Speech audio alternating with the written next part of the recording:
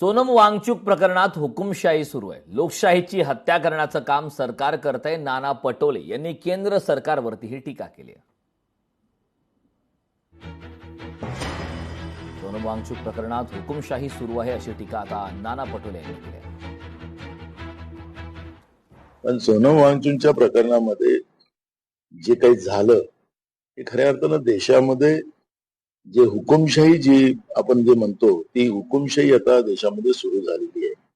आपल्याला माहितीसाठी सांगतो की केंद्र सरकारने एक बहुमताच्या आधारावर कायदा पारित करून घेतला. त्यांना माहित होतं की भविष्यात काय होणार, कारण की लोकांमध्ये या सरकारच्या विरोधात उद्रेक व्हायला सुरुवात झालेला आहे.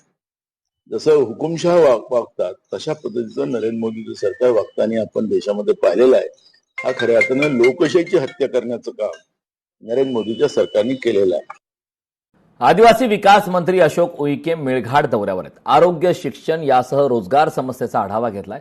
आदिवासी विद्यार्थी बांधवांशी संवाद साधत त्यांच्या समस्या जाणून घेतल्यात. मेळघाटातील कुपोषण, बालमृत्यू आणि माता मृत्यू निर्मूलन हे शासनाचे प्रमुख उद्दिष्ट आहे. त्यासाठी प्रशासन आणि सामाजिक संस्थांनी समन्वयाने काम करण्याची गरज असल्याचे आदिवासी विकास मंत्री डॉक्टर अशोक उईके यांनी म्हटलंय.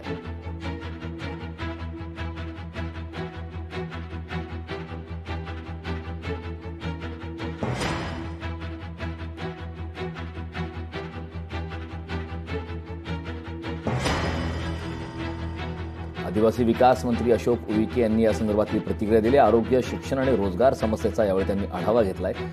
आदिवासी विकास मंत्री अशोक उईके हे अमरावतीतील मेळघाट दौऱ्यावर आहेत. त्या दरम्यानचे हे दृश्य आपण लोकशाही मराठीच्या स्क्रीनवरती पाहताय. कल्याण कोर्टात एअरड्रॉप कांड झालाय. महिला वकिलांचे फोटो समोर आलेत. डेटा ट्रान्सफर वकिलाला अटक करण्यात आलाय. ई कोर्ट ॲपच्या बहाण्याने डेटा चोरी झाले. 50हून अधिक महिला वकिलांच्या तक्रारीनंतर आरोपी मात्र गजाआड झाला.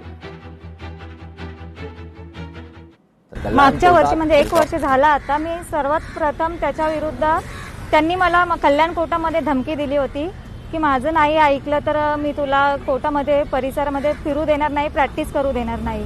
आणि त्याच्या विरोधात मी इथे कल्याण कोर्टातच बार काउन्सिलला बार रूममध्ये एक लेखी अर्ज दिला होता. तर त्याच्यावरती कोणती ॲक्शन घेतली नाही म्हणून मी ठाण्याला सुद्धा एक लेखी अर्ज दिला होता बार काउन्सिलला. पण तिथेही काही न झाल्यामुळे मग मी मुंबई हायकोर्टामध्ये बार काउन्सिलला एक ॲडव्होकेट ॲक्ट सेक्शन 35 नुसार विथ ॲफिडेव्हिट कंप्लेंट केली होती. माझ्या वतीने लेखी आर्ग्युमेंट दिलं होतं तिथे, परंतु ते श्री गजानन चव्हाण आहेत त्यांनी ते माझ्या ऑर्डर हे कंप्लेंट होती ती रिजेक्ट केली की माझ्याकडे कोणताही पुरावा नाही आहे म्हणून. पण त्यावेळी जर पुरावा माझ्या अर्जावरती कोणतीही कडक कारवाई केली असती तर आज हे एवढ्या महिलांना त्रास झाला नसता कुठेही. काल एक ठाण्याचे वकील, महिला वकील इकडे पत्रावळ मॅडमच्या कोर्टामध्ये कामासाठी म्हणून आलेल्या होत्या. तर तिथे आल्यानंतर त्यांच्याकडून त्यांनी ॲज इट इज तो जी मोडस ऑपरेंडी वापरत होता की त्यांनी त्यांच्याकडून मोबाईल मागितला आणि एक ऑर्डर डाउनलोड करायची ई कोर्टवरून असं सांगितलं गेलं.